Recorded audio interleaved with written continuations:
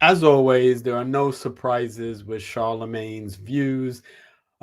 He tries to package them in being articulate and seeming thoughtful and saying things, but the views are always coming from a place of Trump derangement syndrome.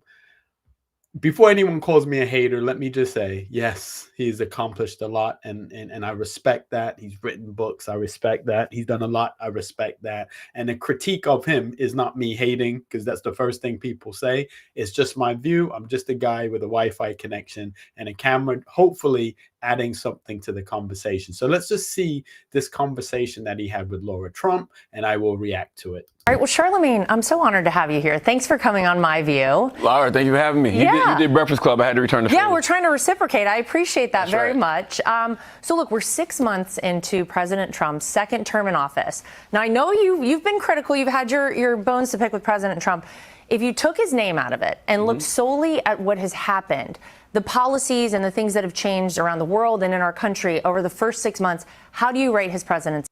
We don't even need to know, but we will get into it. We don't even need to know. But there's a couple of things that I'll say in this. First of all, we or the conservative media will put Charlamagne on their platforms, and I think it's good that he shows up. I think it's good that he comes prepared, and I'm excited that he has the conversation. But I think they give him too much slack, and I think they give him too much of a wide berth without fully checking him, because I think what he said at the beginning, where he was like, "Oh, you on the Breakfast Club, I had to return the favor," like that came across as a little bit sarky, like, I'm only here because you did my show, which, and then in the conversation, like the way he's coming across is like he's doing everybody a favor, which he's not. It's good that he's there, so I'll give him props for that. But come on, act like you are also getting something out of this, because you're going to be clipping this and putting it on your show and reframing the conversation, guaranteed. See so far. I wouldn't give it a good rating. Why not? Simply because, the least of us are still being impacted the worst. Like when you look at something like, the big, beautiful bill, that's something that, I'm going to benefit from because of the This thing around the least of us, and it's not going to benefit them, that is a loaded thing to say, and it's hard to really break that down, because within any policy, the least or the most vulnerable will always be the ones impacted the most, because they're the least and they're the most vulnerable. It just goes without saying. And there is no way when she asked him that question he was going to say anything positive. Like, he just does not have it in him. And you can correct me if I'm wrong, because I don't really watch the Breakfast Club regularly. I only watch it when clips go viral or he has someone on there that I have some type of interest in. But I don't think I have ever heard Charlamagne just give Donald Trump a compliment without a caveat.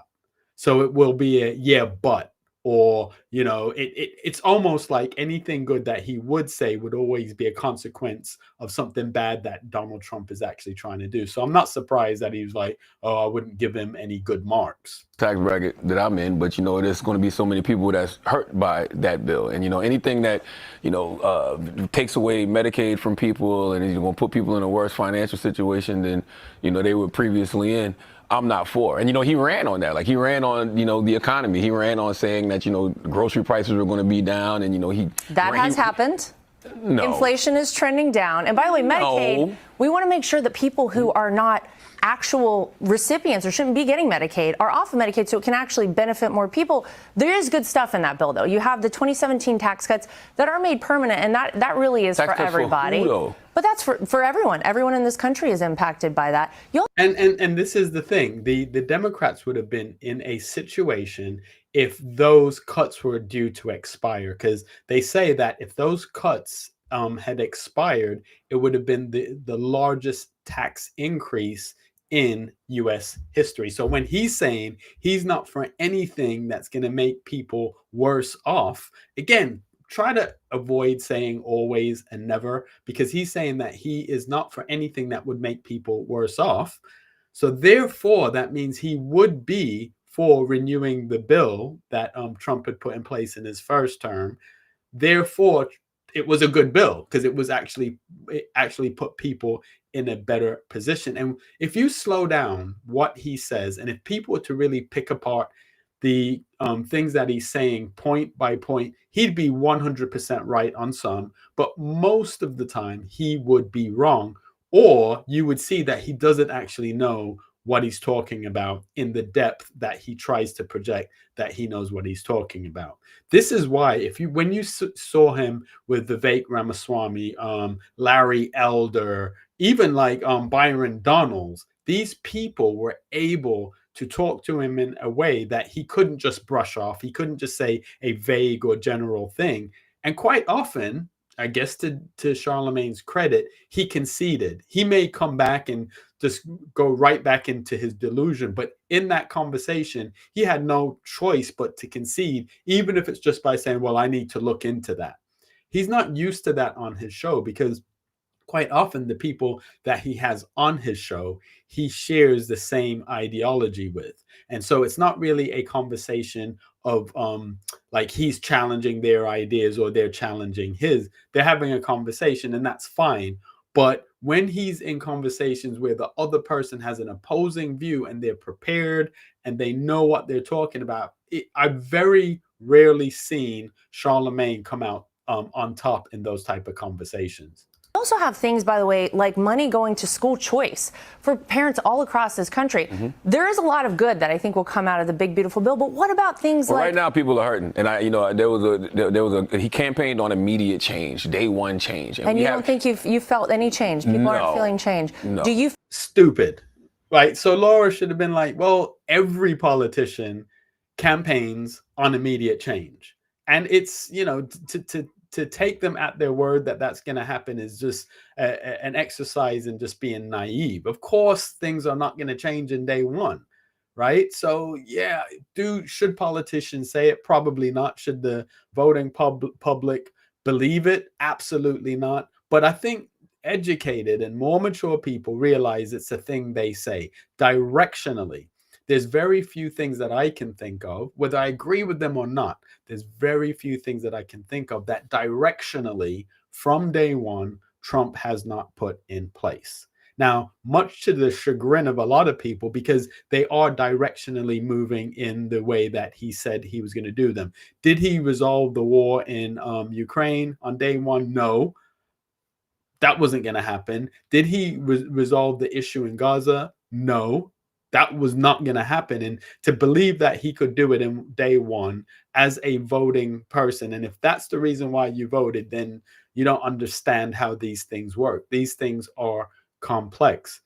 But as far as prices going down and the economy, he's done things on multiple levels to move it in that direction. And some of these things need to go through the economy before they come to fruition. But this is where the hypocrisy comes in quite often. So with the tariffs, from day one, when he announced the tariffs and that strategy, everyone said it was going to plunge us into a recession. It has not happened yet. Not to say it won't happen, but it has not happened yet. And their response is always, well, it hasn't worked its way through the economy yet. So what they're saying on that hand is he's done something that they said would plunge us into a recession. It has not done that yet. Their conclusion is, well, it hasn't worked its way through the economy, but yet they'd hold him to the standard of him changing things and delivering certain promises, which he shouldn't have made, but delivering certain promises from day one. They're not consistent in their worldview, because the worldview or the things that they say are really more about opposing the current administration than having a consistent worldview where some things that are done will align, some things won't. Even the fact that Charlamagne said earlier that, these things will benefit him in his tax bracket, but the reason why he opposes them is because it will impact adversely the least amongst us. That's one of those moral things that you can say, or you can virtue signal on, because we don't know how he actually voted, right? We don't know how he actually voted. And if he was to vote his best interest and his family's best interest, you can't knock that. But he conceded in his point and in his criticism that actually that would benefit him, but he's actually opposed to it because it's not benefiting other people, which, you know, from a virtue signal perspective, that makes sense. But on a real level, if I want to vote in a way that's going to benefit me and my family, I can't be criticized for that because I need to take care of me and my family. Feel safer knowing that Iran will not have the ability to develop a nuclear weapon? Iran? Yeah. Sure. I feel safe if you're telling me that a country won't have the ability to build a nuclear weapon. Do you feel better knowing our borders closed? Yes. Okay, so absolutely. don't get me wrong. There's certain things that I absolutely, understood. Like, as far as, border security. But I understood border security for different reasons. Like, people were complaining about the border because they felt like people were coming into, the country and, taking jobs away from people in certain areas and certain. See, and what's wrong with that? So what's wrong with the fact that I'm going to complain about a policy that means it's going to make it harder for me or my family or my kids to be able to get a job? That's a legitimate reason to complain about something. Like, why wouldn't you have an issue with the fact that potentially a policy is going to make you unemployed? Certain communities, and that is the conversation that I had been hearing, for the past year and a half prior to the election. I understand that, but I want to see the criminals and illegal immigrants, actually deported. Well, that's happening. Not people who are here, trying to go through the process of being in this country legally. Like when you see people actually getting deported and getting detained, and they're actually trying to go through the process of being American citizens, that's not right. Well, we're allowing those people to leave. They actually get money to leave, and then they get to reapply to come back here the right way. So, but leave and go where? They go back to their home country, and then they what if they've never even been to that country? Straw man argument. Like what people need to do in these conversations is nail people down to a point. What percentage of people, because I would imagine with any policy, you're going to have some collateral damage. And on a human level, that's horrible. But if you look at the countries that are the safest and the laws are make society the safest, what they have to do is they have to have a zero tolerance approach. Because the moment you start to open up or widen the exceptions, that's where criminals also get through. So again, I'm not condoning, and I would never celebrate someone who does not meet a particular criteria being caught up in these policies. Absolutely not. But what they do, and what you see in these conversations quite frequently, is they look at the exception. They look at the one exception where it went wrong, and hopefully it's made right, but it went wrong, and they make that the point. And the whole policy is then supposed to be around that exception. It's similar to the conversation around abortion. Like the instances of the R word or inappropriate behavior leading to a pregnancy, those are minute. And even if you when you're having that conversation about abortion, you concede those points to someone and say, well, what about the other 99.9999% of the times where it's just something that someone chose to do for personal reasons? They don't want to have that conversation. They will always come back to, well, what if it was the R word, or what if it was, something inappropriate that happened? Because their point is they just want to make it legal. They just want to make it that everyone can do it. But they try to find a point that most people, again, regardless of your view on abortion, most people would concede certain instances, right? But it's such a minute part of the total picture. They'd rather focus on that. And that's what they do with the border. So with the border, we need to get people that have committed heinous crimes and continue to commit heinous crimes out. In order to do that, you need to have policies. But if these sanctuary cities and jurisdictions were more supportive, when they actually have a felon in a prison and is being released, if they would cooperate with the laws of the land, the general federal laws, and not have these carve-outs to protect people, then, we could have that conversation. But clearly, Charlamagne is going to talk about an exception, and he's going to make a broad statement. Laura Trump doesn't really challenge him on it. And he feels like, yep, I've just averted or avoided having a conversation in a level of detail that would probably prove him wrong. Well, they have been to that country. That's where they came here from. But let me ask you this. Hold on. Some of them haven't, though. A lot of them haven't. I don't know. I've seen a lot of cases of people getting deported. Well, some went to El Salvador who are from Venezuela, but those people have now been sent back to Venezuela.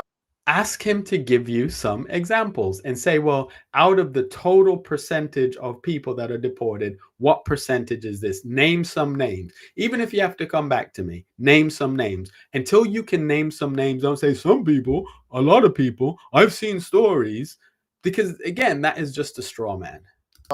Let me ask you about how the Democrats have responded, though, in the first 6 months of this presidency. How do you rate their response? Because it feels like to a lot of people watching, they don't really have an alternative. And it's a lot of, we hate this because Donald Trump is trying to do it. What do you think of how they've reacted? When you look at Democrats' approval rating in this country, when you look at Republicans' approval rating in this country, you see that Americans are just fed up with it all. Like, Democrats suck. We know that already, though. You know what I mean? So it's like, I knew that Trump would probably get in office again and fumble, but I also knew that Democrats wouldn't have the team put together properly to recover the ball. So what you're seeing right now from just American people is just a backlash to everything. People want something different. Well, when I was on your show back in, I think it was October of last year, you told me that you would have been happy to have voted for Kamala Harris as the nominee for the Democrat Party. I want to ask you, do you still feel that way? Do you think she was the best representative and the best person for the Democrats in their chance to have a president this term? Yes, I would have voted for, I did vote for Vice President Kamala Harris. But absolutely. Because, if you look right now, she's looking pretty good, because a lot of the things that she said, President Trump would do, he actually did. And, I did a segment on The Daily Show, after he became president. And I was like, prove people wrong. Everything that everybody is saying about you, everything that they say you're going to do, all you got to do is simply not do. But he did it anyway. Well, let me ask you. Because he was elected to do it. So prove people wrong. You mean prove the people that no matter what you do, they're going to hate you. They're going to find something negative in it. Donald Trump would have been silly to campaign on something that not only got him the Electoral College, but also got him the popular vote, and then not do it. Because even if he didn't do the things that the Democrats or Kamala Harris was critiquing or criticizing, even if he didn't do them, they still wouldn't give him his flowers. So it's a pointless, unwinnable situation. But what he has done, and she's absolutely right, he said he was going to do certain things, and he's doing them. So the people that voted for him are the people that he needs to initially satisfy. He should satisfy the entire country, or as much of it as you can, because it's impossible to make everybody happy. But he certainly has to satisfy the promises that he made to the people that voted for him, because there are a lot of people that voted for him that don't usually vote Republican. And in all fairness, there are probably a lot of people that didn't vote for him. They voted against Kamala, because I think they felt that that would have been an absolute train wreck. I couldn't imagine her, understanding some of the situations that are being dealt with by the Trump administration, and B, sitting across the table from certain people and having these hardcore conversations that Donald Trump is able to do, because he's been a businessman. He's worked in property in New York, probably one of the hardest markets to work in anything in. So he has a fortitude and a resilience that she's not going to have as someone that's been a career politician. And you can take that as a positive or a negative, that someone's been a career politician. But I would say that I think there were a lot of people that were worried about Kamala Harris becoming president, keeping in mind she was a very unpopular vice president. Nobody, even on the Democratic Party, or not enough people, wanted her to be president, which is why she ended up in the role of vice president. And I know that from what's been written, I don't know, but from what's been written, Biden didn't want her. And definitely Dr. Joe Biden definitely didn't want her. So it was more of a political move rather than we feel that she is the best person for the role. So if she wasn't even the best person for the vice presidential role, she certainly wasn't the best person to be president. And it would indicate that the insiders felt that as well, because when Biden started to have his challenges, his cognitive challenges that everyone could see, if they felt that she was this amazing political mind and someone that the country would have embraced, there are things in the Constitution to ensure that you protect that president, because at the end of the day, it's a duty of care. He's the most powerful man on the planet, and if he's struggling, his health and his well-being should be a priority. And if we had a great vice president, it should have been a no-brainer. So, I mean, the facts and what actually happened is really telling. Not like he was listening to me. I'm just simply saying. He listens to everyone. He takes input from all around. So Kamala Harris, listen to this. She now says that she is not going to seek becoming governor of California. Here's her statement. She says, "For now, my leadership and public service will not be in elected office. I look forward to getting back out and listening to the American people, helping elect Democrats across the nation who will fight fearlessly and sharing more details in the months ahead about my own plan." Charlamagne, if you look at what Democrat primary voters think about some of the candidates, look at where Kamala Harris falls. She's number 2, right here behind Pete Buttigieg. Do you think she should run for president again? I mean, she can do whatever she wants. I don't personally know if I would run for president if I was her. And if she does, she has to get a real connection with the people. I think that's something that she's always been missing. If you look at from 2020 to now, whenever you see her, it always seems like it's transactional, right? Like she ran for president, so she was trying to get, people's attention for that. Then she became vice president. Then she became the actual nominee. People have never seen the VP just out having a conversation, doing what she says she would. And you were comfortable with that, Charlamagne. You were happy to vote for her, even though this critique of her not being able to connect with people. Like, this is where the hypocrisy, and the more he talks, the more you realize that there's a position, and that position, the default position, is anti-Republican, anti-Trump. And in saying that you have a candidate that didn't connect with people, and she would need to actually kind of find an identity and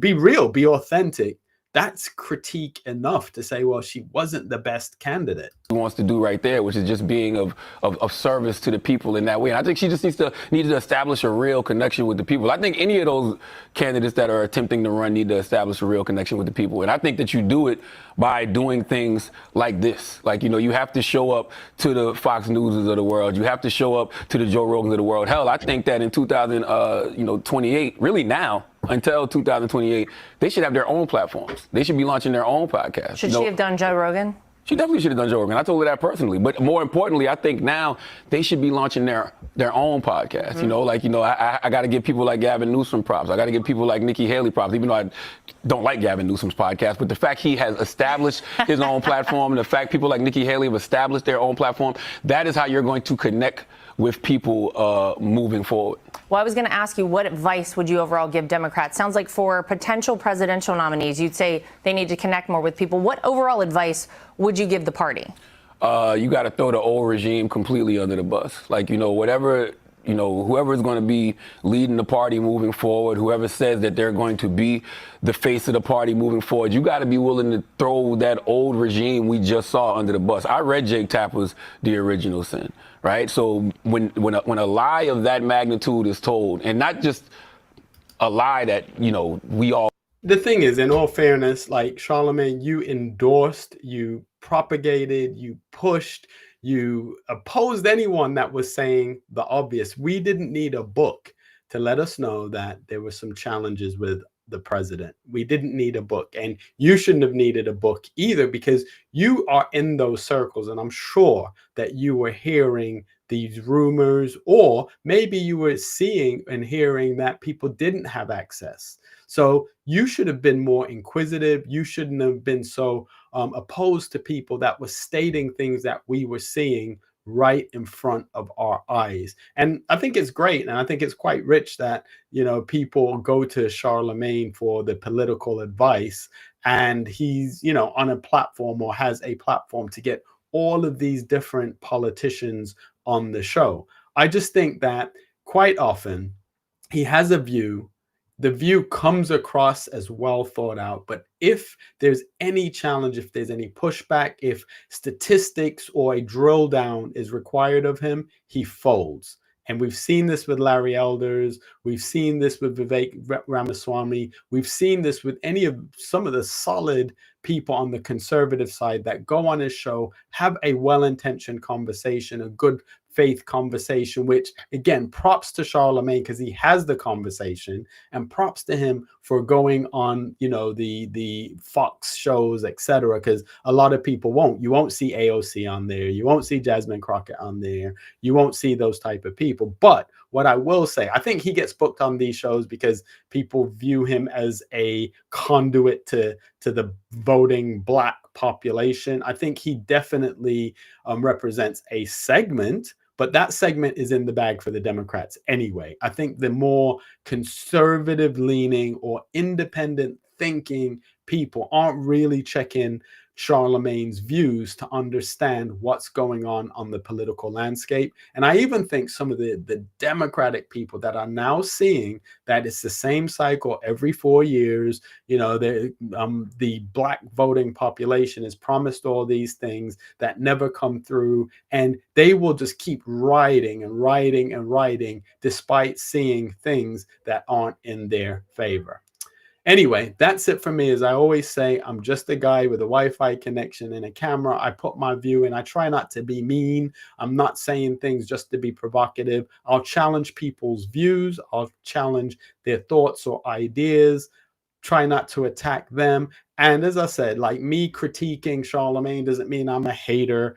I respect what he's accomplished, and I think he's accomplished a lot. And I think because of that, he should often have a more encouraging message to people to say, look, I made it happen through hard work, through grit, and he has, right? But I just think he's off the mark. And I would say you can't be convinced that he always votes the way that he says he does, because at the end of the day, as he said at the beginning of the video, the policies that he doesn't like actually do affect him in a positive way because he's in that tax bracket, and I'm not mad at that. Anyway, make sure you like, make sure you subscribe, make sure you leave comments. This is a small channel, and I know there's a few faithful people that will watch, and there's other people that watch but don't subscribe, so I'd appreciate your subscription. I do my best